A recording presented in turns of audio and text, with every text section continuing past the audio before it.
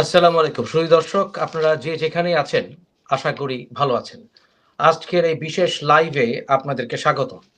আমি বিশ্বাস করি বাক স্বাধীনতায়। আমি বিশ্বাস করি সকল মানুষের মত প্রকাশের অধিকারে।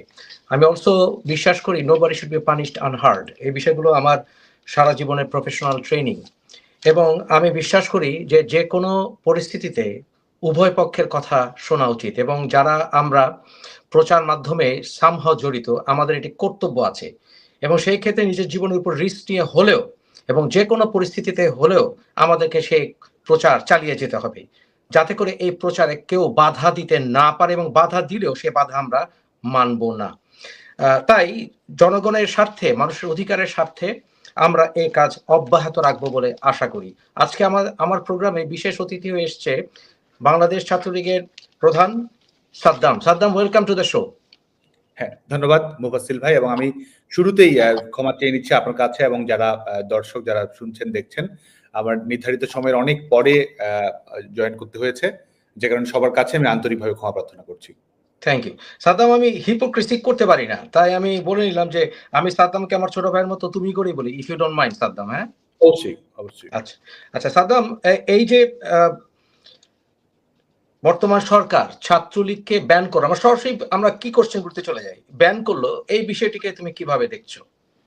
প্রথমে আমরা ছাত্রলীগের পক্ষ থেকে সুস্পষ্ট বলেছি যে এটির কোনো যৌক্তিক ভিত্তি, কোনো আইনি ভিত্তি, কোনো নৈতিক ভিত্তি কোনো কিছুই নেই। এজন্য এটিকে আমরা থোড়াই কেয়ার করি, এটিকে আমরা ন্যূনতম অর্থে পরোয়া করি না।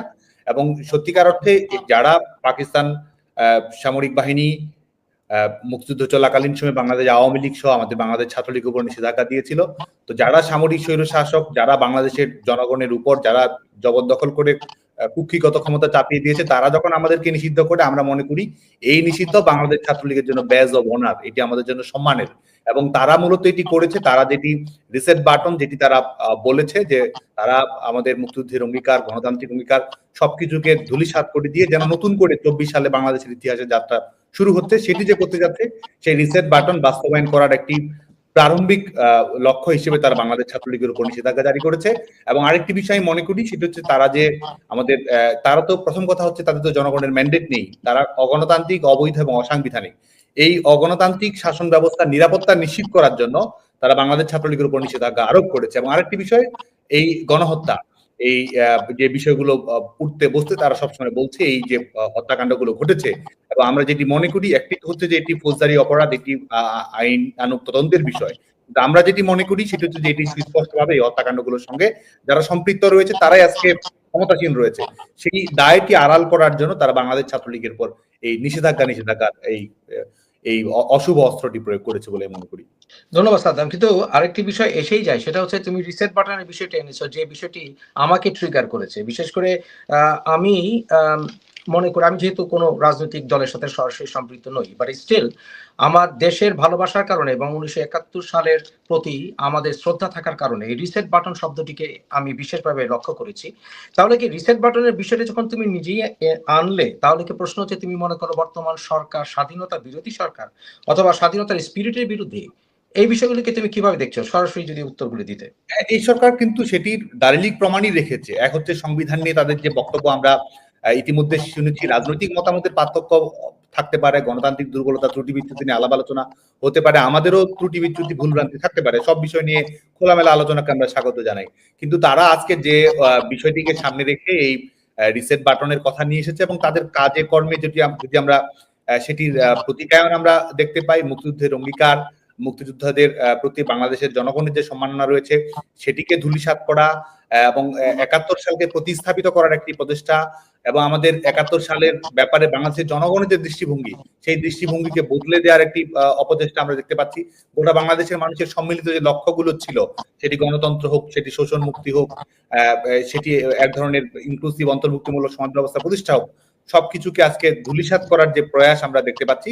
তো সুস্পষ্টভাবেই তারা আসলে এটিতেই তারা বিশ্বাস করে এবং আমাদের স্বাধীনতার অঙ্গীকারে তারা বিশ্বাস করে না বলে আমি মনে করি। আরেকটি বিষয় হচ্ছে যে একটি কথা প্রায়শই এসে যায় এবং এটা খুব আলোচিত সবসময় হয়ে আসছে, বিশেষ করে এই জুলাই অগাস্ট সময় থেকেই, ছাত্রলীগ কি আসলে হেলমেট বাহিনী? প্রশ্নই আসে না। এটিও আমরা মনে করি যে এটি ক্যারেক্টার অ্যাসাসিনেশন করার একটি প্রচেষ্টা হিসেবে এটি করা হয়েছে। বাংলাদেশ ছাত্রলীগ একটি ছাত্র সংগঠন এবং বাংলাদেশের স্বাধীনতা আন্দোলনে, আমাদের স্বায়ত্ত শাসনের আন্দোলনে এবং স্বাধীনতা পরবর্তী সময়ে গণতান্ত্রিক আন্দোলনেও বাংলাদেশ ছাত্রলীগ গুরুত্বপূর্ণ ভূমিকা রেখেছে, নেতৃত্ব দিয়েছে বাংলাদেশের ছাত্র সমাজকে। বাংলাদেশের ছাত্র সমাজের ভোটেই বাংলাদেশ ছাত্রলীগের নেতাকর্মীরা ছাত্র সংসদ নির্বাচনে বিজয়ী হয়েছে। বাংলাদেশ ছাত্রলীগের নেতাকর্মীরাই রাষ্ট্রীয়ভাবে একাডেমিক ক্ষেত্রে, ব্যবসায়িক ক্ষেত্রে, সামাজিক নেতৃত্বে, পেশাজীবী নেতৃত্বে, প্রত্যেকটি ক্ষেত্রেই বাংলাদেশ ছাত্রলীগের কর্মীরা নেতৃত্ব দিয়েছে, বাংলাদেশকে কন্ট্রিবিউট করেছে।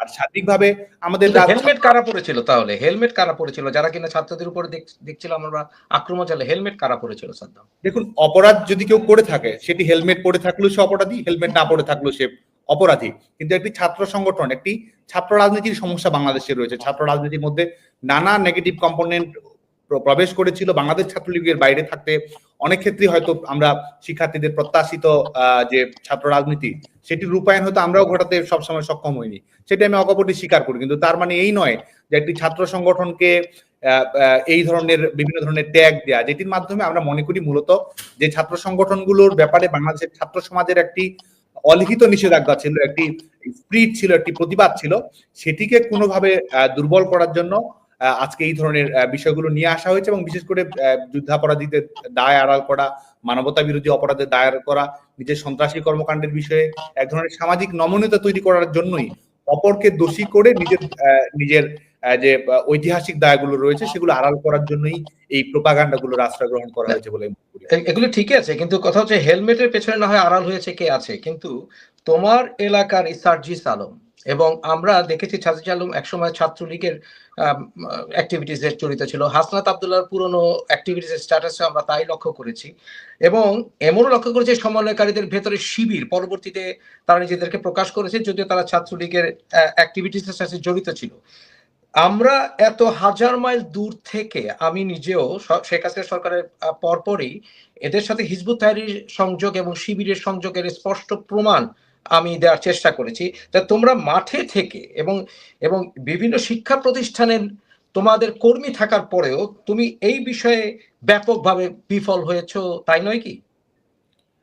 হ্যাঁ, এই ধরনের কিছু বিচ্যুতি অবশ্যই ঘটেছে এবং যে নামগুলো আসলো তারা বিভিন্ন সময়ে সামাজিক যোগাযোগ মাধ্যমে বাংলাদেশ ছাত্রলীগ সম্পর্কে প্রশস্তিমূলক প্রশংসা করেছে, ছাত্রলীগ কর্মীদের নানাভাবে দৃষ্টি আকর্ষণ করার চেষ্টা করেছে। ছাত্রলীগের সাংগঠনিক কাঠামোতে, যদিও আপনি যে দুজনের নাম বললেন, সাংগঠনিক কাঠামোতে তাদের কোনো অন্তর্ভুক্তি ছিল না। আজকেও আমরা দেখেছি চট্টগ্রাম বিশ্ববিদ্যালয়ে ছাত্র শিবিরের যখন পূর্ণাঙ্গ কমিটি ঘোষিত হয়েছে, সেখানেও আমরা সমন্বয়কদের একটি অংশকে আমরা দেখেছি যে বিভিন্ন জন যারা সমন্বয়ক পদে ছিল তারা ছাত্র শিবিরের পূর্ণাঙ্গ কমিটিতে রয়েছে। স্বাভাবিকভাবে আমরা দেখেছি যে একটি ছাত্র আন্দোলন, একটি ইস্যু ভিত্তিক আন্দোলন, সেই আন্দোলনের ব্যাপারে শিক্ষার্থীদের কমিটমেন্ট থাকে, শিক্ষার্থীদের দৃঢ়তা থাকে, শিক্ষার্থীরা সমস্যাটির সমাধান চায়, এটি একটি স্বাভাবিক বিষয়। এবং আমরা দেখেছি যে এই ইস্যুটিকে কিভাবে ব্যবহার করা হয়েছে এবং এই ইস্যুকে কেন্দ্র করে তারা যদি সত্যিকার অর্থেই ইস্যু ভিত্তিক আন্দোলনে থাকতো, ছাত্রদের প্রকৃত যে লক্ষ্য ছিল কোটা সংস্কার, সেই ব্যাপারে যদি তারা কমিটেড থাকতো এবং ছাত্রদেরকে ভিন্ন খাতে প্রবাহিত করার যদি তাদের ব্যাপারে ভিন্ন খাতে প্রবাহিত না করার জন্য তাদের কোনো লক্ষ্য থাকতো, তাহলে কিন্তু এই পরিচয়টি আড়াল করার কোনো প্রয়োজন তাদের। আমরা অনেকবার শুনেছি, আন্দোলন চলাকালীন সময় অনেকবার শুনেছি যে এখানে শিবির জড়িত, সরকার পতনের আন্দোলন জড়িত, ইত্যাদি বিষয়গুলো জড়িত। কিন্তু গতকাল আমরা মাসুদের যে সমন্বয়কারী মাসুদ, ওর কথা থেকে সে স্বীকারই করেছে, মূলত যেটা আমরা সাসপেক্ট করছিলাম যে স্বীকারই করেছে মূল টার্গেট ছিল সরকারের পতন। কিন্তু একজনকে তোমরা ধরতে পারোনি। অ্যামেজিং একটা বিষয়। দেখুন, আমাদের একটা নাম আমরা জানতে পারিনি, একটা নামও আমরা জানতে পারিনি যে এরা সরাসরি কি কাজ করছে। সারা বলেছে যে সারা শিক্ষা প্রতিষ্ঠানে তারা বহু বছর ধরে এই পরিকল্পনা করে আসছিল, যেটা গন্ধ আমরা পাচ্ছিলাম, কিন্তু এই দায়িত্ব কে নেবে? প্রথম কথা হচ্ছে যে আমরা কিন্তু এই কোটা ইস্যুর আন্দোলনে বাংলাদেশ ছাত্রলীগও আমাদের জায়গা থেকে আমরা দায়িত্বশীল ভূমিকা পালন করার চেষ্টা করেছি। শিক্ষার্থীরা জানে আজকে বাংলাদেশ ছাত্রলীগ সম্পর্কে যতই এক ধরনের নিষেধাজ্ঞা দেওয়া হোক, বাংলাদেশ ছাত্রলীগ সম্পর্কে যতই প্রোপাগান্ডা পরিচালনা করা হোক, শিক্ষার্থীরা কিন্তু জানে যে কোটা সংস্কারের ব্যাপারে বাংলাদেশ ছাত্রলীগের আন্তরিকতা। বাংলাদেশ ছাত্রলীগ কোটা সংস্কার করার জন্য সংশ্লিষ্ট সকল পক্ষের সঙ্গে কথা বলা, আইনগতভাবে বিষয়টি মোকাবেলা করা, সরকারের কাছে বিষয়টি তুলে ধরা এবং এটির সমাধান নিয়ে আসা। বাংলাদেশ ছাত্রলীগ এটির মধ্যেই সীমাবদ্ধ ছিল। কিন্তু আমরা যেটি দেখতে পেয়েছি যা, এবং আজকে যে যারা স্বীকারোক্তি দিচ্ছে যে আজকে তারা বলছে সশস্ত্র বিপ্লবের জন্য প্রস্তুত ছিল, তারা বলছে তারা এই পুলিশ হত্যা করা, শিক্ষার্থীদের হত্যা করা, এই ধরনের সেন্সিটিভ কিলিং গুলো না হলে তারা এই ধরনের পরিস্থিতি তৈরি করতে পারতো না, এগুলো তারা বলছে। আর আমরা বাংলাদেশ ছাত্রলীগের, কিংবা শুধু বাংলাদেশ ছাত্রলীগ নয়, আমরা যদি বাংলাদেশের ছাত্র রাজনীতি সম্পর্কে যদি আমরা একেবারে বিশদভাবে খেয়াল রাখি, তাহলে দেখবো যে এই যে ইন্ট্রেন্স ইন ডিসগাইজ, এক ধরনের অনুপ্রবেশের মাধ্যমে ছদ্মবেশ, এক ধরনের ভিন্ন রূপ ধারণ করে অনুপ্রবেশ ঘটানো, এটি বাংলাদেশ ছাত্রলীগও এটি শিকার হয়েছে। অন্যান্য প্রগতিশীল ছাত্র সংগঠনগুলোর অভ্যন্তরেও কিন্তু এই ধরনের মৌলবাদী সংগঠনগুলোর অনুপ্রবেশ ঘটেছে। শুধু তাই নয়, সামাজিক সাংস্কৃতিক সংগঠনগুলো, বিভিন্ন সমিতিগুলো, এগুলোতেও কিন্তু এই এদের অনুপ্রবেশটি আমরা দেখেছি। এবং তারা আশ্চর্য বিষয় হচ্ছে যে আমরা কয়েক বছর আগে আমরা দেখেছি, বিশেষ করে 2022-এ প্রগতিশীল ছাত্র বিষয়গুলো যখন এসলো, তাদের অনেকেই যেমন মৈত্রী সহ তারা ছাত্র লীগকে নিষিদ্ধ করার কথা দাবি তুলেছিল। তবে আরেকটি বিষয় হচ্ছে যে তারা নিজেরাই এখন নানানভাবে সাইডলাইনড হচ্ছে সমন্বয়কারীদেরকে। এবং আমরা দেখেছি, যেমন তিতুমির কলেজে বিষয়টি দেখলাম, তিতুমির কলেজে অনেক ইনফরমেশন আমার হাতে এসে পৌঁছেছে। সেখানে দেখতে পাচ্ছি যে হিজবুত তাহরীর মোটামুটি কন্ট্রোলে চলে গেছে তিতুমির কলেজ, এবং তারা চাচ্ছে এখন আর কোনো রাজনৈতিক দলীয় রাজনীতি না হোক তিতুমির কলেজে, উল্টো একই বিষয় আমরা পরিলক্ষিত দেখতে পাচ্ছি যে এরা বর্তমানে একটি সরকার পার্টির মতো কাজ করছে সমন্বয়কারীরা, but at the same time তারা বিশ্ববিদ্যালয়, ঢাকা বিশ্ববিদ্যালয়ে, এমনকি আমরা দেখি যে ছাত্র দলের কোন রকম পোস্টারিং এর বিরোধিতা করছে। এবং আবার গত দুদিন আগে আসিফ মাহমুদ সে বলেছে যে ডিসেম্বর জানুয়ারির ভিতরেই সে চাইছে সে পুরো বাংলাদেশে বিভিন্ন শিক্ষা প্রতিষ্ঠানগুলো, সংসদগুলো চালু হয়ে যায়। যখন বিএনপি বা ছাত্র দল ওপেনলি রাজনীতি করার ক্ষেত্রে নানা প্রকার বাধার সম্মুখীন হচ্ছে ঢাকা বিশ্ববিদ্যালয়েও, এবং ছাত্রলীগের একটি দুর্গ ছিল ঢাকা বিশ্ববিদ্যালয়, সেখানে ছাত্র জাতীয় রাজনীতি করতে পারবে না, এবং কিন্তু তারা এই বিষয়ে ইনফ্লুয়েন্স খাটাবে। এই বিষয়টিকে তুমি কিভাবে দেখছো? এই যে তারা এই কৌশলটি গ্রহণ করেছে, এই কৌশলটি কিন্তু আমরা এর আগেও দেখেছি। বাংলাদেশ প্রকৌশল বিশ্ববিদ্যালয়ে যখন একটি দুর্ভাগ্যজনক ঘটনা ঘটে, সেটিকে ব্যবহার করা, নিষিদ্ধ রাজনীতির প্রবাহটিকে তারা নিরাপদ রাখার জন্য এই যে মূলধারা রাজনীতি হোক, প্রগতিশীল ছাত্র রাজনীতি হোক, এটির এক ধরনের বিস্তৃতি তারা বন্ধ রাখতে চেয়েছে। এবং এই কোটা সংস্কার আন্দোলনের প্রারম্ভিক সময়ের পরবর্তীতে আমরা যখন দাবিগুলো দেখি, যখন এটি অন্যান্য দাবিগুলো যখন সংযুক্ত করা হলো, সেখানেও কিন্তু আমরা দেখেছি যে সেখানে ছাত্র রাজনীতি বন্ধ করা, ছাত্র রাজনীতি নিষিদ্ধ করা, এগুলো কিন্তু তারা দাবি আকারে নিয়ে এসেছে। এবং আমরা পরবর্তীতে এটিও দেখি যে যারা এই দাবিগুলো নিয়ে এসেছিল তারাই কিন্তু এই মৌলবাদী যুদ্ধাপরাধের দায়ে অভিযুক্ত ছাত্র সংগঠনটির সঙ্গে সম্পৃক্ত রয়েছে। এবং বর্তমান সময়েও তারা যেখানে যেটি প্রয়োজন, যখন যেখানে প্রয়োজন হচ্ছে যে তারা ছাত্র রাজনীতি বন্ধ রাখলে তাদের সাংগঠনিক কর্মকাণ্ড নির্বিঘ্নে রাখা তাদের জন্য সহজ হবে, সেখানে তারা সেই ধরনের দাবি দেওয়াগুলো তারা নিয়ে আসে বা এক ধরনের জিম্মি করছে। আজকে তো বাংলাদেশের যে অবস্থা, আমরা আগে বলতাম মগের মুল্লুক, এখন চালু হয়েছে মবের মুল্লুক। এই তারা যা বলছে তাই হচ্ছে, সেটি বাস্তবায়িত হচ্ছে। এবং সত্যিকার অর্থে এটি তো সরকারের লাঠিয়াল বাহিনীতে পরিণত হয়েছে। সরকারের যে এজেন্ডা রয়েছে সেই এজেন্ডা গুলো তারা এই এজেন্ডা কি, এই এজেন্ডা গুলো কি বলে মনে করো? মেইন এজেন্ডাটা কি? প্রথম যদি এজেন্ডা বলি, প্রথম এজেন্ডা আমরা দেখতে পাচ্ছি যে আমরা এই সরকার আজকে বাংলাদেশে এক ধরনের, বাংলাদেশের জনগণ যাকে রায় দেবে তারাই শাসন ব্যবস্থা পরিচালনা করবে, জনগণের ম্যান্ডেট যার কাছে থাকবে তারাই শাসন ব্যবস্থা পরিচালনা করবে। আমাদের মুক্তিযুদ্ধের অন্যতম অঙ্গীকারিত হচ্ছে যে নির্বাচিত প্রতিনিধির কাছে ক্ষমতা হস্তান্তর করতে হবে। তো তারা ক্ষমতায় এসেছে, আজকে যারা জবরদখল করে রয়েছে তারা কিসের ভিত্তিতে ক্ষমতায় রয়েছে, কারা তাদেরকে ম্যান্ডেট দিয়েছে? প্রথম কথা হচ্ছে তাদের যে অগণতান্ত্রিক শাসন ব্যবস্থা, এটির নিরাপত্তা নিশ্চিত করার জন্য তারা এই শিক্ষার্থীদেরকে ব্যবহার করার চেষ্টা করছে। এবং শিক্ষার্থীদের এই বিশেষ করে এই যারা এই সরকারের এই অবৈধ সরকারের কাঠামোর আওতায় এসেছে, এবং তারাও এখানে এক ধরনের গুরুত্বপূর্ণ ভূমিকা পালন করছে। একটি হচ্ছে অগণতান্ত্রিক শাসন ব্যবস্থার নিরাপত্তা নিশ্চিত করা, আরেকটি হচ্ছে আইসিটি ট্রাইব্যুনালের যে তারা নাটক তৈরি করেছে, এটি আমরা মনে করি যে যুদ্ধাপরাধীদের বিচার বাস্তবায়ন, যেটির ব্যাপারে বাংলাদেশের সকল ছাত্র সংগঠনের এক ধরনের ঐক্যমত্য ছিল। যে এই তুমি কি মনে করছো না বর্তমানে যে ট্রাইব্যুনাল তৈরি করা হয়েছে এখানে ফেয়ার ট্রায়াল হবে না? সেটি তো সুযোগই নেই, প্রশ্নই আসে না। যুদ্ধাপরাধীদের বিচার বাস্তবায়ন করেছে, ন্যায় বিচার নিশ্চিত করা হয়েছে, এটির প্রতিশোধ হিসেবে আজকে এই আইসিটি ট্রাইব্যুনালের নাটক তারা মঞ্চস্থ করছে বলে আমরা মনে করি। আচ্ছা, আরেকটি বিষয় আসছে যে সমন্বয়কারীদের পক্ষ থেকে এই বিষয়গুলো এসছে, এবং এর পার্সিয়ালি আমি এই বিষয়টাকে সাথে আমি একমত। যেমন আমি বলি, বিষয়টা হচ্ছে বর্তমানে যারা মেইন স্ট্রিম রাজনীতির সাথে জড়িত, যারা দেশ পরিচালনা করছেন, সেটা আওয়ামী লীগ হোক বা বিএনপি হোক, যারা দেশ শাসন করেছেন, তাদের ভেতরে একটি সেই সরকার একটি প্রবণতা দেখতে পাচ্ছি আমরা। সেটা হচ্ছে আমার মার প্রজন্ম, দ্যাট মিনস শেখ হাসিনা, খালেদা জিয়া, ওনাদের প্রজন্মই অতিরিক্ত যারা বলবো আমি 70-80 বছর বয়স, ওনারা দেশ শাসন করছেন, কিন্তু আমার প্রজন্ম বা তারেক রহমান বা সজীব ওয়াজেদ জয়, আমরা হচ্ছে আমাদের প্রজন্ম, এই প্রজন্মকে পাশ কাটিয়ে বর্তমানে একেবারে জাম্প করে চলে যাচ্ছে অতি তরুণের প্রজন্ম। এই বিষয়টি কেন ঘটলো এবং এইখানে নেতারা কি কুক্ষিগত করে রেখেছিলেন? অতি যারা স্বাধীনতা প্রজন্মের, তারা কি কুক্ষিগত করে রেখেছিলেন, নাকি নেতা সামনে আসতে দিচ্ছেন না অন্য কোনো কারণে, সেটা পরিবারতন্ত্র বা যেটাই বলি না কেন? What do you think of this? না, আমাদের আমাদের তরুণদের রাজনৈতিকতে আসা, তরুণদের নীতি নির্ধারণী প্রক্রিয়া থাকা, তরুণদের পলিসি মেকিং এ থাকা, এটা তো স্বাভাবিকভাবেই রাষ্ট্রের জন্য ইতিবাচক। এটির জন্য তো একটি প্রক্রিয়া রয়েছে এবং এটির ব্যাপারে কিন্তু সেটা তো হয়ে আসেনি। আমরা দেখেছি যে আমাদের প্রজন্ম সামনে আসতে, বিশেষ করে 90 এর সাথে আমরা যারা জড়িত ছিলাম প্রত্যক্ষ বা পরোক্ষভাবে, আমাদের প্রজন্ম সামনে আসতে পারিনি। এবং আমাদের প্রজন্মের একটা বন্ধুত্ব ছিল। যেমন আমরা 90 এর অভ্যুত্থানের সময় আমার খুব ঘনিষ্ঠ বন্ধু ছিল বাহাদুর ব্যাপারী, এবং আমার আরেক ঘনিষ্ঠ বন্ধু ছিল, সে ছাত্র দলে, সে ছিল আমাদের নাদিম, আলী আক্কাস নাদিম। কিন্তু আমরা দেখছি বর্তমান প্রজন্ম, তোমাদের প্রজন্মে সে বন্ধুত্বের একটা ঘাটতি দেখা দিচ্ছে। But at the same time আমাদের প্রজন্মকে পাশ কাটিয়ে হয় অতি বয়স্ক নাহলে অতি তরুণ, এই ব্যাপারটাকে কেন ঘটলো? এরকম শূন্যতার জন্য কি আসলে যার যে সরকারের পতন হয়েছে অথবা যে সরকার আসতে চাইছে তাদের ভিতরে কোনো সমস্যা আছে কি সাদ্দাম? একটি হচ্ছে যে তরুণদের রাজনীতিতে অংশগ্রহণের যতটুকু মাত্রায় হওয়া উচিত ছিল সে জায়গায় তো কিছু ব্যত্যয় রয়েছেই, সেটা আমি স্বীকার করি। কেন সেটা? আর দ্বিতীয় বিষয়, সেটি আমি আসছি। আর দ্বিতীয় যে বিষয়টি বলি, আমি মনে করি যে গণতন্ত্র যদি পুনঃপ্রতিষ্ঠিত হয়, গণতান্ত্রিক ভাবে বাংলাদেশের যাত্রা যদি তৈরি হয়, বাংলাদেশের জনগণ যদি তাদের পছন্দ মতো শাসন ব্যবস্থা বেছে নিতে পারে, তাহলে আজকে যে শূন্যতা আপনি তৈরি হয়েছে, এই শূন্যতা স্বাভাবিকভাবে কেটে যাবে বলে আমি মনে করি। আর কারণ মধ্যবর্তী সময়ে যারা আজকে এই ক্ষমতা কুক্ষিগত করে রেখেছে, বঙ্গবন্ধুকে হত্যা করার পরে বঙ্গবন্ধুর খুনিরাও তো বাংলাদেশের বঙ্গভবন পরিচালনা করেছে অস্ত্রের মুখে, বুলেটের মুখে, ব্যানেটের মুখে। তো তারা যদি, এবং বর্তমান সময়ে 24 সালের 5 আগস্ট পরবর্তী সময়ে কেউ যদি বাংলাদেশের রাজনৈতিক ইতিহাসকে যদি কেউ 3 মাসের মধ্যে ফ্রেমবন্দি করে রাখে, তারাও বোকা স্বর্গে বসবাস করবে বলে মনে করি।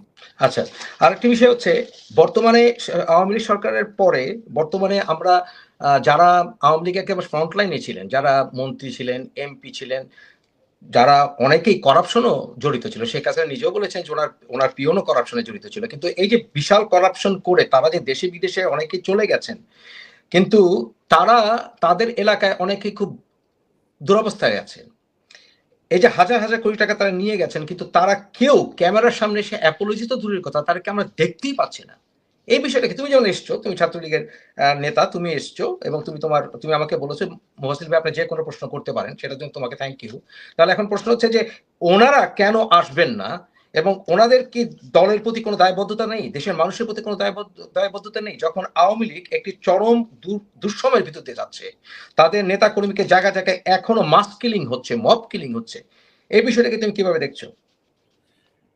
প্রথম কথা হচ্ছে যে আমাদের এই গোটা দেশেই তো রাষ্ট্রযন্ত্রকে ব্যবহার করে হোক কিংবা একটি পলিটিক্যাল সিন্ডিকেট গড়ে তুলে হোক, গোটা দেশে কিন্তু আওয়ামী লীগের নেতাকর্মীদের উপর নির্যাতন নিষ্পেষণ পরিচালনা করা হচ্ছে, এবং দেশে কোনো আইনের শাসন নেই, কোনো ন্যূনতম বিচার ব্যবস্থা বাংলাদেশে কোথাও নেই, এবং কোন ধরনের আজকে যে ন্যূনতম ন্যায়সঙ্গত গণতান্ত্রিক বিধি ব্যবস্থা, সেটির প্রতিও ন্যূনতম শ্রদ্ধা কিন্তু দেখাচ্ছে না।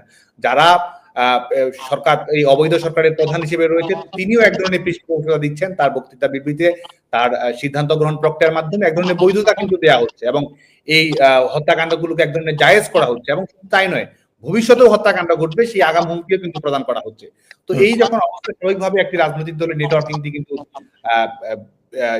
কোনো না কোনো ভাবে এটির দ্বারা ক্ষতিগ্রস্ত হয়, সীমাবদ্ধ হয়ে পড়ে। কিন্তু আমি মনে করি যে সময়ের সঙ্গে সঙ্গে বাংলাদেশ ছাত্রলীগ বা আমাদের সকল সংগঠন আছে কিন্তু কিছুই বলে নেই, মন্ত্রীরা এমপিরা একটি কথাও বলছেন না, দুই একজন দেখেছি এসছেন, কিন্তু এছাড়া কেউ একটি কথা বলছেন না, অনলাইনে এসে কথা বলছেন না তারা। What is this? আমি মনে করছি সবাই ধীরে ধীরে অবশ্যই তাদের যার যার চ্যানেলে সবাই যোগাযোগ করে। কখন আরো মানুষ মারা গেলে, ছাত্রলীগ এবং আওয়ামী লীগের কর্মীরা আরো মারা গেলে? আমি মনে করি যে দল অবশ্যই ঘুরে দাঁড়াবে এবং সবাই দায়িত্বশীল ভূমিকা পালন করবে বলে মনে করি। আচ্ছা, এখন আরেকটি বিষয়, তুমি যখন এলে যে সামনে আরো থ্রেট আসছে, যেমন গতকাল মাহফুজ আলমের একটি স্ট্যাটাস আমার দৃষ্টি আকর্ষণ করেছে, যেখানে সে পরোক্ষভাবে গৃহযুদ্ধের হুমকি দিয়েছে। এই বিষয়টাকে তুমি কিভাবে দেখছো, কেন সে দিচ্ছে বলে মনে করো? এই এই কোটা সংস্কার ইস্যুকে কেন্দ্র করে এই লাশের রাজনীতি, এই ধরনের গৃহযুদ্ধের বাস্তবতা, এই ধরনের সুযোগ সন্ধানী প্রচেষ্টা, এটি কিন্তু আমরা দেখতে পাচ্ছি, এটি নতুন কিছু নয়। যখন এই আন্দোলন চলাকালীন সময়, কারণ বাংলাদেশে আইনগতভাবে 11 জুলাইয়ের পর থেকে বাংলাদেশে কোনো কোটা কার্যকর ছিল না। 12 জুলাই যে পরীক্ষা দিয়েছে, 12 জুলাই যে পরীক্ষার বিজ্ঞপ্তিতে এসেছে, সেখানেও বাংলাদেশে 1% কোটাও ছিল না। এটি হচ্ছে বাংলাদেশের বাস্তবতা। তো 11 জুলাই যে আন্দোলনের একটি হ্যাপি এন্ডিং হওয়ার কথা, সেটিকে যে টেনে হিসেবে অন্যদিকে প্রলম্বিত করা হলো, এবং সে সময়ই বলা হয়েছে আওয়ামী নিধন করতে হবে, আওয়ামী লীগ নেতাকর্মীদেরকে হত্যা করতে হবে। এটি তো শুধু 5 আগস্ট পরবর্তী সময়ে সরকারের স্বীকারোক্তি নয়, আগে থেকে কিন্তু তারা এই ধরনের কথাবার্তাগুলো বলছে। এবং আজকে তারা যে ধরনের উদ্ধত্ত দেখাচ্ছে, যে ধরনের, এবং শুধু তাই নয়, অফিসিয়াল ডিক্লারেশন, সরকারি প্রজ্ঞাপনের মাধ্যমেই তো তারা প্রমাণ করেছে যে তারা এই হত্যাকাণ্ডগুলোর সঙ্গে সম্পৃক্ত। এই বাংলাদেশে যে সহিংসতামূলক ঘটনাগুলো মানে তুমি বলতে চাচ্ছ যে 8ই অগস্ট পর্যন্ত যে বিচার হবে না বলেছে সেটা? হ্যাঁ, ইন্ডেমনিটি দিয়েছে। তারা তো ইন্ডেমনিটি দেওয়ার মাধ্যমেই প্রমাণ করেছে যে এটি কারা এর সঙ্গে সম্পৃক্ত রয়েছে, কারা এর সঙ্গে সম্পৃক্ত নয়। কোন বিষয়গুলো আপনি আইনের আওতায় নিয়ে আসতে পারবেন, কোনগুলো প্রশ্ন করতে পারবেন না, সেটি তো তারা এক ধরনের ইন্ডেমনিটি দিয়েছে। এটি তো 75 সালে বঙ্গবন্ধুর হত্যাকাণ্ডে যেমন ইন্ডেমনিটি প্রদান করা হয়েছে, আজকেও এই শিক্ষার্থীদেরকে যারা হত্যাকাণ্ডের সঙ্গে সম্পৃক্ত রয়েছে তাদেরকে ইন্ডেমনিটি দেওয়ার জন্য এটি করা হয়েছে। এবং এরা আগামীতেও, আমি মনে করি যে এরা বাংলাদেশের জনগণকে জিম্মি করে নিজেদের, যে আজকে দেখুন, আজকে তো আমি মনে করি যে আজকে ছেলেমেয়েরা, আজকে বাংলাদেশের গোটা বাংলাদেশ আজকে অস্থিতিশীল অবস্থার মধ্যে রয়েছে, জনগণের জীবনের নিরাপত্তা নেই। এই যে মানুষগুলো হত্যাকাণ্ডের শিকার হয়েছে, 100 জন মানুষ হত্যাকাণ্ডের শিকার হয়েছে, এই প্রত্যেকজনের বিপরীতে, এই 100টি লাশের বিপরীতে এই 100টি মানুষের রক্তের বিনিময়ে এক একজন উপদেষ্টা হয়ে বসেছে। এবং আজকে গোটা বাংলাদেশকে তারা এক ধরনের কুক্ষিগত করে রেখে এদেশের মানুষের শান্তি, স্বস্তি, নিরাপত্তা, গণতন্ত্র সবকিছুকে তারা বিপন্ন করেছে। আমি তোমাকে কয়েকজনকে উদ্দেশ্য করে কিছু বলতে বলবো, ইফ আই মে। সেটা হচ্ছে, তোমাকে যদি বলা হয় এই মুহূর্তে তোমাকে যদি আসিফ নজরুলের সাথে 5 মিনিট কথা বলার সুযোগ দেয়া হয়, তুমি তাকে কি বলবে? প্রথম কথা, তার বিশ্ববিদ্যালয়ে যদি তিনি বিশ্ববিদ্যালয়ে শিক্ষকতা করেছেন, সেই বিশ্ববিদ্যালয়ে যদি তাকাতে বলি, এই মুহূর্তে বাংলাদেশের বিশ্ববিদ্যালয়গুলো, ঢাকা বিশ্ববিদ্যালয়ে কমপক্ষে 1000 শিক্ষার্থী রয়েছে যারা পরীক্ষায় অংশগ্রহণ করতে পারেনি, শুধুমাত্র একটি রাজনৈতিক দলের সমর্থক হওয়ার কারণে। 2000-এর মতো অধিক শিক্ষার্থী রয়েছে যারা নিয়মিত শিক্ষা কার্যক্রম পরিচালনা করতে পারছে না। শুধু তাই নয়, ঢাকা বিশ্ববিদ্যালয়ে ইতিহাসে এটি কখনো ঘটেনি, বাংলাদেশের ইতিহাসে কখনো ঘটেনি, স্বাধীনতা পূর্ববর্তী সময়ও ঘটেনি, যেখানে কয়েক শতাধিক শিক্ষক নিয়মিত শিক্ষা কার্যক্রমে, তাদের ক্লাস পঠন পাঠন হোক, জ্ঞান গবেষণা হোক, কোন ধরনের কার্যক্রমে তারা অংশগ্রহণ করতে পারছে না। এবং শুধু তাই নয়, আজকে তো আমরা দেখেছি যে ধরনের দ্বিচারিতাগুলো আমরা দেখেছি, যে বিভিন্ন ইস্যুতে যে ধরনের অবস্থানগুলো তারা গ্রহণ করেছিল। এই বিচার বিভাগে আপনি প্রধান বিচারপতিকে কিভাবে অপসারণ করা হলো, 23 জন বিচারপতিকে কিভাবে নিয়োগ করা হলো, এবং তারাই সবসময় কিন্তু বলেছে যে বিচারপতি নিয়োগে আইন থাকা উচিত, এই ধরনের কথাগুলো কিন্তু তারা সবসময় বলেছে। আজকে তারা বিচার বিভাগকে কিভাবে নির্বাহী বিভাগের মাধ্যমে বিচার বিভাগকে তারা হস্তগত করলো, সেটি কিন্তু প্রমাণিত হচ্ছে। আজকে নির্বাচন নিয়ে তারা সবসময় কথা বলেছে, সেই নির্বাচন নিয়ে তারা সার্চ কমিটি গঠন করছে, এবং সেই সার্চ কমিটিতে কাদের, সে ধরনের বিতর্কিত মানুষগুলোকে তারা বসিয়েছে। এটির মাধ্যমে কিন্তু তাদের সার্বিক যে দ্বিচারিতা, সবকিছু বাংলাদেশের মানুষের কাছে ফুটে আছে। তারা মানবাধিকার নিয়ে সবসময় কথা বলেছে, অথচ বাংলাদেশের মানুষের আজকে মৌলিক মানবাধিকার নেই, সভা করার অধিকার নেই, সমাবেশ করার অধিকার নেই। আজকে তারা আজকে আওয়ামী লীগ বাংলাদেশের প্রধানতম রাজনৈতিক দল, বাংলাদেশের স্বাধীনতা এবং গণতান্ত্রিক আন্দোলনের সূতিকাগার যে রাজনৈতিক দলটি, এবং গত 15 বছর যে দলটি বাংলাদেশকে পরিচালনা করেছে বাংলাদেশের জনগণের ম্যান্ডেট নিয়ে, সেই দলকে নিষেধাজ্ঞার আওতায় নিয়ে আসতে হবে। ছাত্রলীগকে নিষেধাজ্ঞার আওতায় নিয়ে এসেছে, এবং তারা আজকে সবসময় যে গণতন্ত্রের কথাগুলো বলতো, আমরা মনে করি যে তারা যে কথাগুলো বলেছে এর মধ্যে, এবং এই ভারত ইস্যুতে হোক, সাম্প্রদায়িকতার ইস্যুতে হোক, প্রত্যেকটি ক্ষেত্রেই তারা যা বলেছে এবং আজকে যা করছে, এটির মাধ্যমে তাদের মুখোশ বাংলাদেশের মানুষের কাছে উন্মোচিত হয়ে গেছে বলে মনে করি। একই প্রশ্ন তোমাকে আমি করতে চাই, যদি তোমাকে এই মুহূর্তে হাসনাত আব্দুল্লাহ, সার্জিস আলমকে সামনে রেখে তোমাকে কিছু প্রশ্ন করতে বলা হতো, বা তাদের উদ্দেশ্যে কিছু বলতে বলা হতো, কারণ তারা তোমাকে উদ্দেশ্য করে কথা বলেছে। যেমন তারা বলেছে, ভালো যদি বাসনা বন্ধু দেখা দিও না, নূর হোসেনের সেই দিবসে। তোমার এর প্রত্যুত্তরে তাদের উদ্দেশ্য করে তোমার কিছু বলার আছে কি? আমি কারো নাম ধরে কোনো কথা বলতে চাই না, এটি আমার রুচিবোধের সঙ্গে যায় না। তারপরে আমি যদি বলি, সেটি হচ্ছে যে আমাদের এই বিশেষ করে আজকে আমার নিজের তো বলার প্রয়োজন নেই। আজকে দেখুন, তারা ছাত্রলীগের প্রশস্তি করার জন্য, ছাত্রলীগের কর্মীদের দৃষ্টি আকর্ষণ করার জন্য, বা ছাত্রলীগের রাজনীতির সঙ্গে নিজেকে মিলিয়ে দেখে একটু গর্ব অনুভব করার জন্য কত কিছুই না করেছে। সেটা তো সামাজিক যোগাযোগ মাধ্যমে হোক, তাদের কর্মকাণ্ডের মাধ্যমে হোক, সেটি প্রমাণিত। আজকে তারা এই ধরনের কথাবার্তা বলছে, বাংলাদেশ ছাত্রলীগের উপর নিষেধাজ্ঞার বিষয়ে, সার্বিক বিষয়ে বাংলাদেশের বিভিন্ন প্রেক্ষাপট নিয়ে তারা যে ধরনের পরিবেশ পরিস্থিতি তৈরি করছে, এটি আমরা যেটি বলতে চাই, এই ধরনের ফ্যাসিস্টের লাঠিয়াল বাহিনীর ভূমিকা পালন করা, কিংবা আরো যদি অন্যভাবে বলি, এই যে পরিবেশ পরিস্থিতি তৈরি হয়েছে, এখান থেকে নিজের সুযোগ সুবিধা হস্তগত করা, এটি তাদের মৌলিক আচ্ছা, বক্তব্য। তো বিএনপির উদ্দেশ্যে বা বিএনপি নেতৃবৃন্দের উদ্দেশ্যে তোমার কিছু বলার আছে কি? না, আমি তো স্বাভাবিকভাবেই ছাত্র রাজনীতির পরিধির মধ্যে নিজেকে যেহেতু একটি সাংগঠনিক দায়িত্বে রয়েছে সেটির মধ্যে সীমাবদ্ধ রাখতে চাই। কিন্তু আমি মনে করি যে বাংলাদেশের গণতন্ত্র পুনরুদ্ধারের প্রশ্নে, জনগণের নির্বাচিত নেতৃত্ব নিশ্চিত করার প্রশ্নে যে বৃহত্তর ঐক্যমত্য তৈরি করা প্রয়োজন, সেটি অবশ্যই ধাপে ধাপে তৈরি হবে। বর্তমানে আমরা দেখেছি একটি অপশক্তির রাইজ, বিশেষ করে ধর্মীয় মৌলবাদ শক্তির একটি উত্থানের লক্ষণ আমরা দেখতে পাচ্ছি। এর কারণ হিসেবে গণতান্ত্রিক প্রক্রিয়া বিভিন্ন ক্ষেত্রে গত 15 বছরে ফেইলার হয়েছে বা বিফল হয়েছে আওয়ামী লীগ সরকার বলে অনেকেই মনে করেন, এবং অনেকেই মনে করেন যে বিএনপির উপরে খড়গ নামিয়ে আনা হয়েছিল। এই বিষয়গুলো বর্তমানে এই মৌলবাদী শক্তি উত্থানের একটি কারণ বলে অনেকেই মনে করে। তুমি সেই বিষয়টাকে কিভাবে দেখো? আমি যেটি মনে করি সেটি, এবং যেটির ব্যাপারে আন্তর্জাতিকভাবেও জাতীয়ভাবেও অনেক ক্ষেত্রে মতৈক্য রয়েছে, সেটি হচ্ছে যে শেখ হাসিনা সরকার সাফল্যের সঙ্গে বিশেষ করে সন্ত্রাসবাদ, মৌলবাদী সন্ত্রাস, এই বিষয়গুলো আমরা মোকাবেলা করতে পেরেছি। হলি আর্টিজানের ঘটনার পরবর্তী সময়ে কিংবা গোটা বিশ্বব্যাপী যে ধরনের মৌলবাদী সন্ত্রাস নতুন করে মাথাচাড়া দিচ্ছিল, রাষ্ট্রীয়ভাবে প্রতিক্রিয়াশীল রাজনীতি চাপিয়ে দেওয়ার যে বাস্তবতা তৈরি হচ্ছিল, আমরা মনে করি যে বৈশ্বিকভাবে আমরা বাংলাদেশ সন্ত্রাসবাদ মোকাবেলা করার ক্ষেত্রে একটি সাফল্য অর্জন করেছিল, এবং পৃথিবীর অন্যান্য দেশের বাস্তবতা যদি আমরা দেখি যে গোটা পৃথিবীর সামনে বাংলাদেশ একটি উদাহরণ তৈরি করছিল যে বিশেষ করে ধর্মীয় সন্ত্রাসকে আমরা কিভাবে মোকাবেলা করতে পারি। আর যেটি আপনি বলছেন সেটি হচ্ছে যে আমি মনে করি বাংলাদেশে তো স্বাভাবিকভাবেই এই পশ্চাৎপদ রাজনীতি, মৌলবাদী রাজনীতি, সাম্প্রদায়িক রাজনীতিকে পৃষ্ঠপোষকতা দেওয়া, সেটি পলিটিক্যাল শেল্টার হোক, নানাভাবে হোক, সেটি তো ঘটছে। এবং এটির পেছনে শুধুমাত্র রাজনীতি নয়, আমাদের যে সাংস্কৃতিক দিক রয়েছে, সাংস্কৃতিক সক্রিয়তা বা সাংস্কৃতিক আন্দোলনটি কতটুকু জোরদার, এই প্রশ্নগুলো আসলে জড়িত রয়েছে। সার্বিকভাবে আমাদের সামাজিক এবং রাজনৈতিক কিছু দুর্বলতা ত্রুটি বিচ্যুতি রয়েছে, সেটি আমি স্বীকার করব। তাহলে কি আওয়ামী লীগের গত 15 বছরে আওয়ামী লীগের সরি বলার কি কোনো কারণ আছে? দেখুন, এটি আমি ছাত্র বাংলাদেশ আওয়ামী লীগ আমরা মনে করি যে একজন তরুণ হিসেবে যদি আমরা মনে করতে চাই, সন্ত্রাসবাদ নিরসনে বাংলাদেশ আওয়ামী লীগ সাফল্যের পরিচয় দিয়েছে। তরুণদের স্বপ্ন পূরণ করার ক্ষেত্রে সেটি কর্মসংস্থান হোক, সেটি সফলতা বিফলতা কিছু কি আওয়ামী লীগ বলবে বা ছাত্রলীগকে বলবে যে তাদের বিফলতা 15 বছরে আছে? একটি রাজনৈতিক দল, পৃথিবীর সকল রাজনৈতিক দল যারা জনগণের ম্যান্ডেটের মাধ্যমে ক্ষমতায় আসীন হয়, কাউকে তো 100% বলার সুযোগ নেই। তো স্বাভাবিকভাবেই একটি রাজনৈতিক দলের অধিকাংশ সাফল্য নিয়েই কিন্তু জনগণের ম্যান্ডেটের ভিত্তিতে নির্বাচিত হয়ে আসে।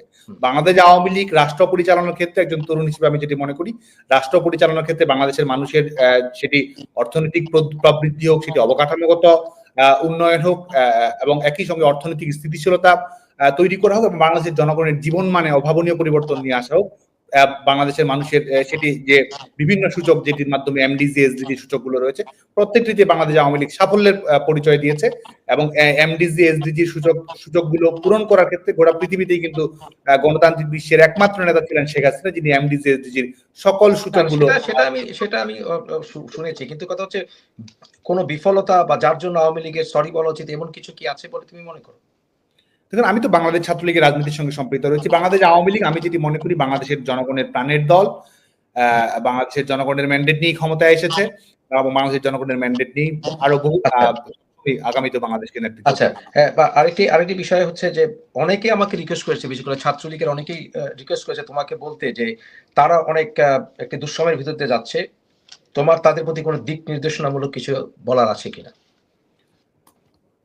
আমাদের বাংলাদেশ ছাত্রলীগের গোটা দেশব্যাপী যারা নেতাকর্মী রয়েছে, আজকে ক্লাস পরীক্ষায় কেউ অংশগ্রহণ করতে পারছে না, সবাই কোনো না কোনো মামলার আসামি, হয়তো কারাগারে রয়েছে, নিজের বাড়িতেও থাকার সুযোগ নেই, এবং সবাই কোনো না কোনো ভাবে ক্ষতিগ্রস্ত হয়েছে, এবং প্রত্যেকটা মুহূর্তেই মৃত্যুর আতঙ্ক, হামলার আতঙ্ক, মামলার আতঙ্ক, এটির মধ্যেই ছাত্রলীগের নেতাকর্মীদেরকে কিন্তু যেতে হচ্ছে। এবং আমরা জানি যে ছাত্রলীগের নেতাকর্মীরাই প্রতিকূল পরিস্থিতিতে সাহসিকতার পরিচয় দিচ্ছে, লড়াই করছে, এবং ছাত্রলীগের নেতাকর্মীরা নিজেদের ব্যক্তিগত প্রয়োজন অপ্রয়োজন সবকিছু ভুলে গিয়ে সবচেয়ে জরুরি যেটি বিষয় সেটি গণতন্ত্র পুনরুদ্ধার করা, নির্বাচিত নেতৃত্বের মাধ্যমে বাংলাদেশ পরিচালনার বিধানের ধারাবাহিকতা নিশ্চিত করা, সাংবিধানিক শাসন নিশ্চিত করার জন্য বাংলাদেশ ছাত্রলীগের নেতাকর্মীরা। আমরা বলতে পারি যে তারা ফার্দার ডাইরেকশন পাবে, তার জন্য অপেক্ষা থাকা উচিত। না, বাংলাদেশ ছাত্রলীগের নেতাকর্মী কিন্তু কারো অপেক্ষায় থাকেনি। বাংলাদেশ ছাত্রলীগের সাংগঠনিক কাঠামো কিংবা কোনো কিছু বলবে সেটি নয়। যখন থেকেই এই 5ই আগস্ট পরবর্তী সময়ের পর থেকেই ছাত্রলীগের নেতাকর্মীরা কিন্তু রুখে দাঁড়িয়েছে, সংগ্রাম করেছে, ঐক্যবদ্ধ হয়েছে। জেলের ভিতরে কেউ জয় বাংলা স্লোগান দিয়েছে, পরীক্ষা কেন্দ্র থেকে ছেলে মেয়েদের নিয়ে গেছে, সেখানেও তারা প্রতিবাদ করেছে। এখনো তারা কখনো পুলিশ, কখনো আইন শৃঙ্খলা রক্ষাকারী বাহিনী প্রশাসন লেলিয়ে দিচ্ছে, কখনো তারা নিজেদের ভাড়াটা যে লাঠিয়াল বাহিনী রয়েছে তাদেরকে তারা লেলিয়ে দিচ্ছে, বাড়িতে হামলা চালাচ্ছে এবং সরাসরি তারা সামাজিক যোগাযোগ মাধ্যমে ঘোষণা দিয়ে হত্যা করার হুমকি দিচ্ছে। ছাত্রলীগের নেতাকর্মীরা কিন্তু তাদের মৃত্যুর পরোয়ানাকে ছাত্রলীগের কর্মীরা পরোয়া করেনি। আমাদের ভুল রয়েছে, আমাদের ব্যর্থতা রয়েছে, নেতৃত্বের সীমাবদ্ধতা রয়েছে, কিন্তু ছাত্রলীগের কর্মীরা এই দেশকে ভালোবেসে, গণতন্ত্রকে ভালোবেসে, দেশরত্ন শেখ হাসিনাকে ভালোবেসে, বঙ্গবন্ধুর অঙ্গীকারকে স্মরণ করে ছাত্রলীগের নেতাকর্মীরা কিন্তু সংগঠনের পতাকাকে সবসময় ঊর্ধ্বে তুলে রেখেছে এবং দেশকে ভালোবেসে তারা গণতন্ত্র সংগ্রাম সফল করবে বলে মনে করি। আমরা একেবারে অনুষ্ঠানের প্রায় শেষ পর্যায়ে চলে এসেছি। আরো দুই একটা ইম্পর্টেন্ট কোশ্চেন রয়ে গেছে। একটি প্রশ্ন হচ্ছে, আমরা বিভিন্ন সময় শেখ হাসিনার বিভিন্ন অডিও ফাঁস হতে দেখছি, এটা কি ফাঁস হচ্ছে নাকি প্রচার করছে, নাকি এখানে আর্টিফিশিয়াল ইন্টেলিজেন্সের কোনো ব্যাপার আছে? অনেক রকমের কথা এখানে আসছে, যেমন ট্রাম্পের ইস্যুতে এসছে। সবকিছু মিলে এই ঘটনাগুলো কি ঘটছে? What do think? এখন প্রথম কথা হচ্ছে যে কিছুর ব্যাপারে বাংলাদেশ আওয়ামী লীগের পক্ষ থেকে বিবৃতি দেওয়া হয়েছে, সেখানে কিন্তু বিষয়টি খোলাসা করা হয়েছে। আচ্ছা, আরেকটি বিষয় হচ্ছে সর্বশেষে, যে বর্তমানে বাংলাদেশের রাজনীতি যেদিকে যাচ্ছে, যেদিকে এগুচ্ছে, বিভিন্ন রাজনৈতিক দলের কর্মীরা ঐক্যবদ্ধভাবে অনেক ক্ষেত্রে তারা দেখা যাচ্ছে তারা নিজেদের ভিতরে গন্ডগোল হচ্ছে। যেমন আমরা ছাত্র দলের বিভিন্ন সংগঠনের ভিতরে আভ্যন্তরীণ আমরা মারামারি দেখতে পাচ্ছি বিভিন্ন জায়গায়, চাঁদাবাজিও হচ্ছে বিভিন্ন জায়গায়, এটাও সত্য। তবে বিভিন্ন বিষয় উঠে আসছে, যেমন সিন্ডিকেটের কথা আসছে, যে বর্তমান দ্রব্যমূল্যের বৃদ্ধির অনেক কারণ হচ্ছে যে এখানে আওয়ামী লীগের একটা সিন্ডিকেট আসলে এখনো বসে আছে। তুমি কি মনে করো যেখানে আওয়ামী লীগরা বলছেন একদিকে যে তারা নিজের আক্রমণের মুখে আছেন, সেখানে তারা এখনো সিন্ডিকেট পরিচালনা করেন কোনোভাবে? এটি তো প্রশ্নই আসে না। এটি বাংলাদেশের কোনো মানুষ বিশ্বাস করে না। এই ধরনের হাস্যকর কথাবার্তা বলে তারা আসলে বাংলাদেশের জনগণকে নিয়ে তামাশা করছে বলে আমরা মনে করি। জনগণের যে দুর্ভোগ আজকে যে পর্যায়ে পৌঁছেছে, সেটি শুধুমাত্র দ্রব্যমূল্যের বিষয়টি তো একটি দিক।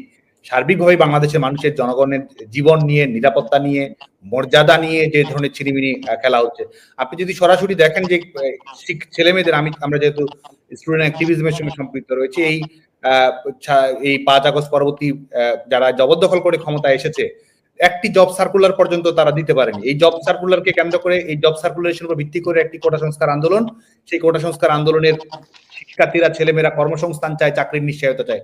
সরকারি চাকরির কোনো সুযোগ তারা নেই, বরং এর আগে সরকারি চাকরিতে অংশগ্রহণের যে সুযোগ বাংলাদেশের ছেলে মেয়েদের ছিল, আজকে সেই সুযোগটি কিন্তু সীমিত করা হয়েছে। একদিকে বয়স বাড়ানোর তারা মূলা ঝুলিয়েছে, আরেক দিকে কতবার অংশগ্রহণ করতে পারবে সেটির এক ধরনের তারা কিন্তু এক ধরনের প্রেমবন্দি করে রেখেছে।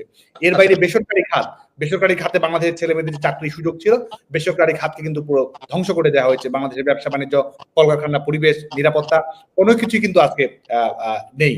এবং বাংলাদেশের মানুষের সামাজিক নিরাপত্তা খাতের আওতায় বাংলাদেশের যে কয়েক কোটি মানুষ ছিল, যারা হয়তো বার্ধক্য ভাতার আওতায়, যারা হয়তো প্রতিবন্ধী ভাতার আওতায়, যারা হয়তো বিধবা ভাতার আওতায়, যারা হয়তো নারীদের জন্য বিভিন্ন প্রণোদনামূলক ভাতার আওতায়, যারা হয়তো গৃহহীনদের জন্য আশ্রয়ের যে ব্যবস্থাপনার আওতায় ছিল, সোশ্যাল সেফটি নেটওয়ার্কের আওতায় যারা ছিল, সবাই কিন্তু আজকে এই সোশ্যাল সেফটি নেটওয়ার্ক থেকে তাদেরকে বাইরে ঠেলে দেওয়া হচ্ছে। বাংলাদেশের মানুষের আজকে অর্থনৈতিক নিরাপত্তা নেই, বাংলাদেশের মানুষের জীবনের নিরাপত্তা নেই, এবং বাংলাদেশের মানুষের কোনো মর্যাদা এই সরকার প্রদান করছে। আমরা একটু পেছনে আসি ছাত্র রাজনীতির বিষয়টা, সেটা হচ্ছে বিভিন্ন কথা আসে, যেমন বিভিন্ন শিবিরের কর্মীরা, হিজবুত তাহরীরের কর্মীরা, এরা বিভিন্ন ভাবে ছাত্রলীগ পেনেট্রেট করেছে। তুমি কি মনে করো এখানে পদ বাণিজ্যের কারণে এই বিষয়গুলো ঘটেছে অনেক ক্ষেত্রে ছাত্রলীগের ভিতরে? না, পদ বাণিজ্যের বিষয়টি নয়। আমি যেটি মনে করি সেটি হচ্ছে যে পদ বাণিজ্য হয়নি তাহলে কোনোভাবে। এটি আমাদের দুর্বলতা রয়েছে, আমাদের দুর্বলতা অবশ্যই রয়েছে, কারণ সেটি হচ্ছে যে ছাত্রলীগ বা মূলধারার অপরাপর ছাত্র সংগঠনগুলো যারা রয়েছে, আমাদের ক্যারেক্টারটি হচ্ছে পাবলিক ক্যারেক্টার। আমরা গণমুখী ছাত্র সংগঠন, সেটি আমাদের ডোরটি সবসময় ওপেন থাকে। স্ক্রিনিংটা আমরা সাধারণ শিক্ষার্থীদেরকে আমরা ছাত্রলীগের কর্মকাণ্ডে ইনক্লুড করি এবং সেটির মাধ্যমে আমরা আমাদের কর্মকাণ্ড পরিচালনা করি। বাংলাদেশ ছাত্রলীগ বা অপরাপর বামপন্থী ছাত্র সংগঠন হোক বা ছাত্রদল হোক, তাদের তো এমন কোনো কর্মকৌশল নেই যে অন্য সংগঠনের অভ্যন্তরে প্রবেশ করিয়ে তারা কোনো ধরনের রাজনৈতিক স্বার্থসিদ্ধি হাসিল করবে। সেখানে ছাত্র শিবিরের যে সাংগঠনিক লক্ষ্য রয়েছে, সেই সাংগঠনিক লক্ষ্যের মধ্যেই রয়েছে তারা, সেটি ছাত্রলীগ হোক, সেটি ছাত্রদল হোক, সেটি বামপন্থী ছাত্র সংগঠন হোক, সেটি সাংস্কৃতিক সংগঠন হোক, সেটির মাধ্যমে তারা অনুপ্রবেশ করাবে, অনুপ্রবেশ করে তারা নিজস্ব রাজনৈতিক এজেন্ডা বাস্তবায়ন করবে এবং একই সঙ্গে বিভিন্ন ধরনের অপকর্মগুলো ঘটিয়ে সেটির দায় সেই রাজনৈতিক সংগঠনের উপর চাপিয়ে দেওয়া, সেই প্রচেষ্টাটা কিন্তু রয়েছে। তো এই কারণেই কিন্তু এই ঘটনাগুলো ঘটেছে এবং আমি মনে করি যে এখানে এই ঘটনা থেমে থাকবে না। ছাত্র শিবির কিংবা অপরাপর মৌলবাদী সংগঠনগুলোর যে কৌশল রয়েছে, এই কৌশল তারা বর্তমানেও ধারাবাহিকতা ধরে রাখবে বলে মনে করি। আচ্ছা, শেষ প্রশ্ন, সেটা হচ্ছে ডক্টর ইউনূস উনি পরোক্ষভাবে সাবধান করেছেন ভারতকে।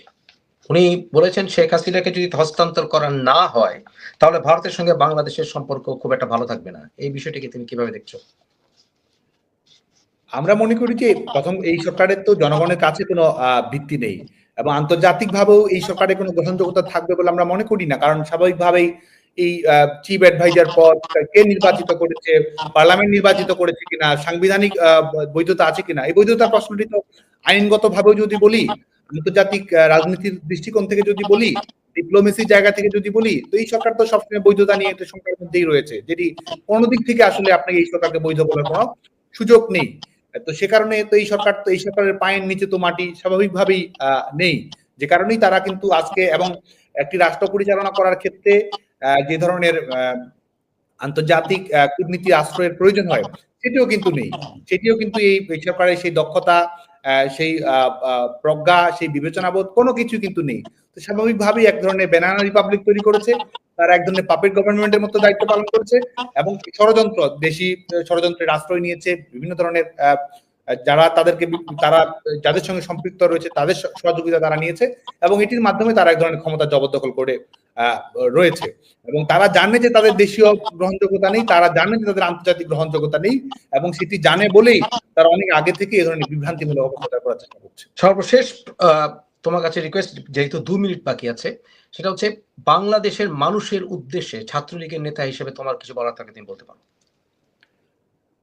বাংলাদেশের বিভিন্ন শিক্ষা প্রতিষ্ঠানে অধ্যয়নরত যারা ছাত্র রয়েছে, আমাদের শিক্ষার্থী বন্ধু যারা রয়েছে, তাদেরকে আমি বাংলাদেশ ছাত্রলীগের পক্ষ থেকে, ছাত্রলীগের কর্মী হিসেবে ছাত্রলীগের পক্ষ থেকে আমরা অভিনন্দন জানাই যে তারা সাহসিকতার সঙ্গে লড়াই করেছে, সংগ্রাম করেছে, প্রতিবাদের স্পিরিট দেখিয়েছে, কোটা সংস্কার আন্দোলনে তাদের সাহসিকতা, নিয়মতান্ত্রিকতার প্রতি তাদের শ্রদ্ধা, সেটি আমরা দেখেছি।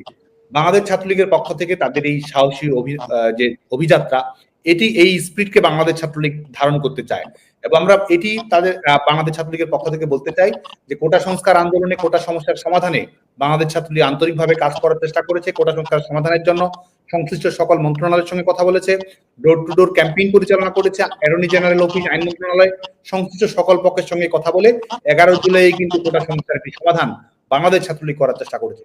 শিক্ষার্থীদের যে সমস্যা ছিল, বাংলাদেশ ছাত্রলীগ সে জায়গায় দায়িত্বশীল ভূমিকা পালন করার চেষ্টা করেছে। বাংলাদেশ ছাত্রলীগের সঙ্গে শিক্ষার্থীদের কোনো বিরোধ নেই। ছাত্রলীগের বিরুদ্ধেও যারা মিছিল করেছে, স্লোগান দিয়েছে, তাদের সঙ্গে আমাদের কোনো বিরোধ নেই। যারা সহিংসতা করেছে, যারা এই লাশের রাজনীতি কায়েম করেছে এবং যারা সাধারণ শিক্ষার্থীদের ঘাড়ে বন্দুক রেখে যারা আজকে এই ধরনের অস্থিতিশীল পরিবেশ যারা তৈরি করেছে এবং যারা নিজেরা খুনি হয়ে যারা খুনের দায় অন্যদের উপর চাপিয়ে দেওয়ার চেষ্টা করেছে, বাংলাদেশ ছাত্রলীগ তাদের বিরুদ্ধে সোচ্চার রয়েছে। এবং একই সঙ্গে যারা বাংলাদেশ ছাত্রলীগের পথ চলায়, একটি ছাত্র সংগঠনের পথ চলে অবশ্যই ভুল ভ্রান্তি থাকে, শিক্ষার্থীদের প্রত্যাশা অনেক বেশি থাকে, শিক্ষার্থীদের অভাব, অভিযোগ, অভিমান সবসময় থাকে। শিক্ষার্থীদের কাছ থেকে কোনো কিছু শিখতে আমাদের শিক্ষার্থীরাই আমাদের সবচেয়ে বড় শিক্ষক বলে আমরা মনে করি এবং আমরা সেই কার্পণ্য কখনো অনুভব করব না। আমাদের পথ চলায় যদি ভুল ভ্রান্তি থাকে, আমাদের অভিযোগ, অভিমান যে বিষয়গুলো যদি থাকে, বাংলাদেশ ছাত্রলীগ সেখান থেকেই শিক্ষা গ্রহণ করে সেখান থেকে পরিশুদ্ধ হয়ে বাংলাদেশ ছাত্রলীগ কর্মকাণ্ড পরিচালনা করবে।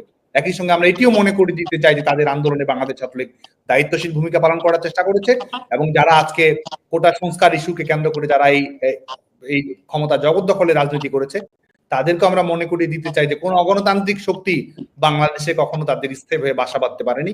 এই অগণতান্ত্রিক শক্তির বিরুদ্ধে বাংলাদেশ ছাত্র সমাজকে আমরা সচেতন হওয়ার জন্য আহ্বান জানাবো এবং তারা যে শিক্ষা প্রতিষ্ঠানে লেখাপড়া করছে সেখানে যেন শিক্ষার পরিবেশটি ভালো থাকে, আবাসিক হলগুলোতে নিয়মিত শিক্ষার্থীরা যেন থাকতে পারে এবং শিক্ষার্থীদের যে চাকরি নিয়েও ছেলেমেয়েরা কিন্তু অনিশ্চয়তার মধ্যে রয়েছে। শুধুমাত্র ছাত্রলীগের কর্মী কিংবা সমর্থক কিংবা ছাত্রলীগের কেউ একজন বন্ধু তার সঙ্গে ছিল, এই কারণে কিন্তু আজকে বিসিএস এর পিএসসি বিভিন্ন পরীক্ষা থেকে তারা সমস্ত ধরনের পরীক্ষায় উত্তীর্ণ হয়েছে, প্রশিক্ষণ শেষ, তারা চাকরিতে যোগদান করতে যাবে, তাদেরকে কিন্তু তাদের নিয়োগগুলো কিন্তু বাতিল করে দেওয়া হয়েছে। এই ধরনের ঘটনাও কিন্তু ঘটেছে রাজনৈতিক কারণে। আজকে পিএসসির পরীক্ষাগুলো থেকে শুধুমাত্র ফ্রিডম অফ এক্সপ্রেশনের কারণে তাদেরকে বাতিল করে দেওয়া হচ্ছে।